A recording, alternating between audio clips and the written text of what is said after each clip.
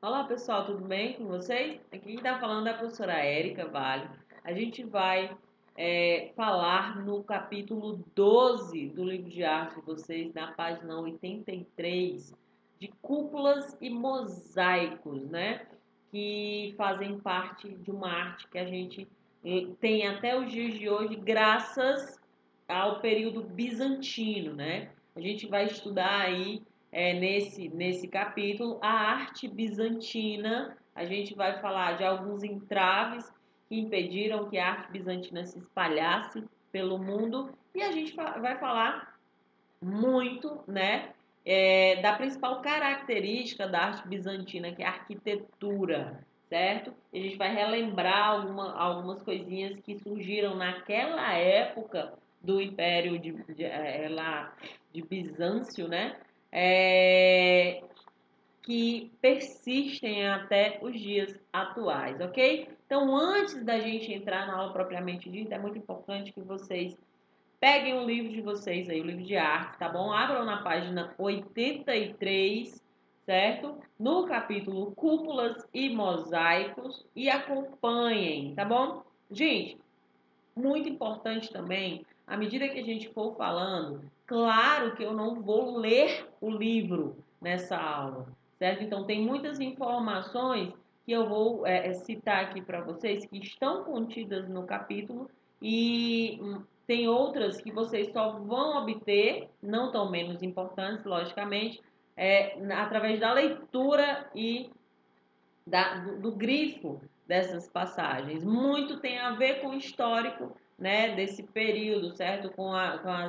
A, a mecânica política que havia nessa época. É muito importante vocês entenderem o período histórico em que se deu, né, a arte bizantina, ok? Então, outra coisa, se restarem alguma dúvida ao final dessa aula, anotem no papel, tá certo? Aí no livro, do lado do livro de vocês, e a gente vai tirar essas indagações, a gente vai resolver isso nas nossas lives.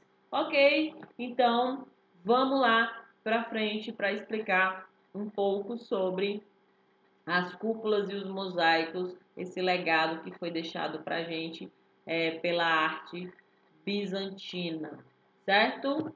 Vamos nessa!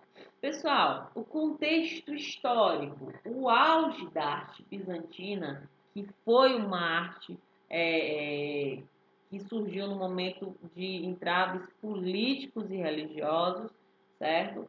Então a gente teve o auge dela, ela teve ali durante a crise da iconoclastia, a crise entre os imperadores e o clero, né? Alguns queriam adorar um imperador como se fosse muitos viam os imperadores como o ser que era responsável pela comunicação, era a ponte entre os homens e Deus, né? E aí você tinha uma grande representação desses imperadores nas figuras, né, dessa época, e a igreja também achava por bem tomar seus posicionamentos, né? Então havia muito dentro a política dentro dessas tomadas de decisão e isso influenciou muito a arte dessa época, tá certo? Então a função dos artistas era o quê? Era basicamente representar as vontades do clero.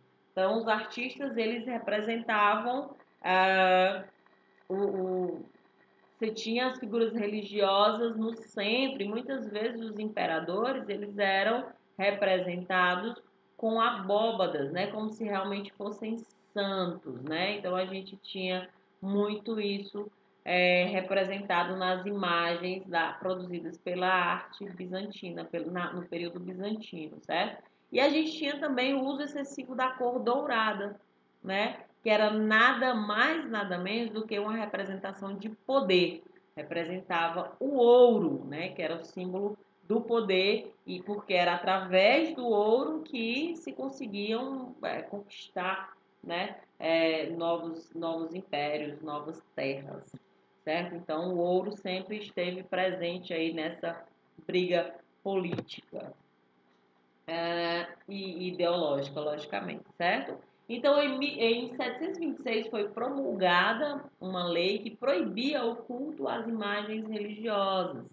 A divisão do império entre conservadores, que eram os iconoclastas, que seguiam à risca o que dizia a Bíblia, né, os escritos sagrados, né, não adorai as imagens e tudo, e aqueles que eram os não conservadores, que não viam problema nenhum em adorar imagens, né, de pessoas como sendo santidades, como sendo entidades divinas, certo? Então, foi um dos entraves que ocorreram nessa época que impediu, de certa forma, a arte bizantina ganhar novos terrenos ao redor do mundo, certo? Se manifestando muito no Ocidente mesmo, né? Onde permaneceu e onde a gente tem as maiores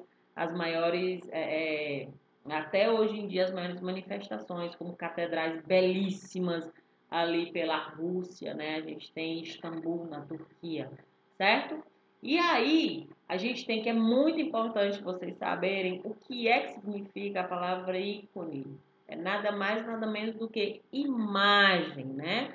Então, ela surgiu nessa época e ela pode ser uma imagem religiosa, uma estátua, uma pintura, sempre relacionada à religião. E isso a gente tem na parte das artes, certo? Então aqui essa imagem que vocês têm no livro de vocês, que é uma representação do mosaico da igreja de Santa Sofia, certo? Lá em Istambul, belíssimo esse mosaico aqui, foi todo feito pela arte do mosaico, né, gente?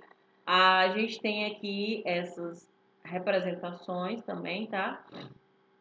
O mosaico, ele foi bastante utilizado nessa época, certo? O que é o mosaico, gente? É uma técnica de composição de imagens com pedraria, com azulejos diferentes, de diferentes cores, certo? Então, os azulejos eram produzidos e eram quebrados em pedacinhos, certo? E eram montados. Imagina o trabalho que não dava para fazer um painel desse tamanho, gente. Imagina quanta história, quanto tempo, quanta riqueza você tem aqui, desde a fonte das desde a fonte das cores, né, a própria composição geométrica mesmo, né, a gente tem aqui outro painel lá da Santa Sofia, certo, da igreja de Santa Sofia, da cúpula de Santa Sofia. E aí, gente, eu trouxe aqui para vocês um painel em mosaico, né, feito na atualidade. Isso é arte moderna, é arte feita na atualidade. Quer dizer, os artistas, eles reproduziram a mesma técnica, né, trazendo para os dias atuais algo que surgiu lá atrás. Então é muito importante perceber como a arte ela se reinventa. A arte ela aparece, né, as tendências aparecem de diferentes formas, mas continuam ali. Claro que hoje em dia você não tem uma valorização, né, dessa arte, tanto quanto se foi valorizado esse mesmo painel em mosaico dessa época, né? Então a valoração é muito diferente. Mas o valor histórico e a referência histórica ela tem que permanecer, certo? E aí a gente tem aí o interior da Catedral de Santa Sofia, lá em Istambul, na Turquia, que é um monumento fantástico, belíssimo, né? A gente tem um grande valor histórico aí. Se vocês derem uma olhada na internet, tem muita coisa sobre Istambul, né? Que foi um dos lugares, é um dos lugares mais lindos do mundo e grande, de uma riqueza histórica assim, impressionante, né? Então, a arquitetura do Império Bizantino é a principal, assim, fora essa arte do mosaico, a composição dos mosaicos, né?